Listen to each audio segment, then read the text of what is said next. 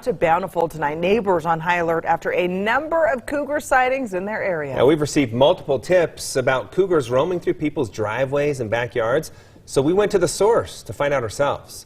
ABC4's Julian Smuckler joining us now live from Bountiful Boulevard. And Julian, you spoke with neighbors there. What are they telling you?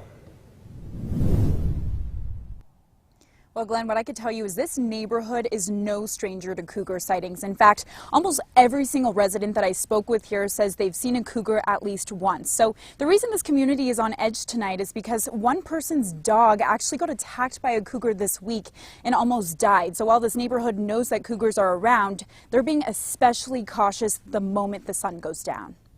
Jeffrey Van Wagenen has lived in Bountiful for 16 years. Well, when we first moved in, we went to church and someone said at the pulpit, hey, be cautious, there's a wildcat or cougar that had been spotted on our street. And we thought, where did we just move to? On Tuesday night, his fear became a reality. He went up to do his thing and came back down in the house, and about a half hour later I realized he was bleeding all down the side of his leg.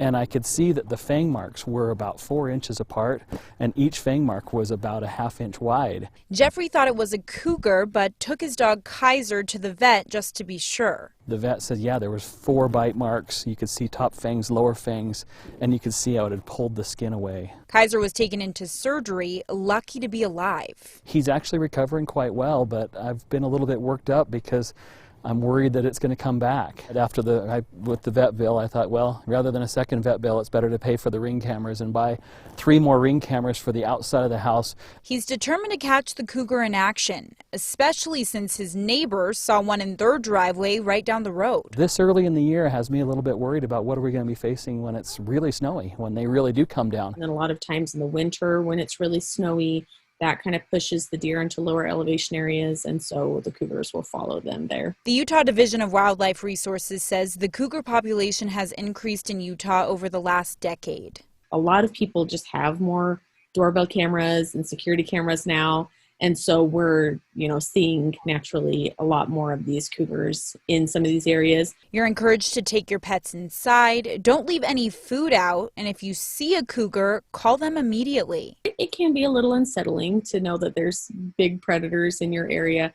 But honestly, cougar attacks on a person are very, very rare here in the U.S. Even still, it's important to be aware of your surroundings. I'm not panicking about it, but at the same time, I'm a little cautious when I hear things moving. There's always deer in the yard, and there's always a little bit of movement, and so now I'm afraid that it's a cougar instead of a deer.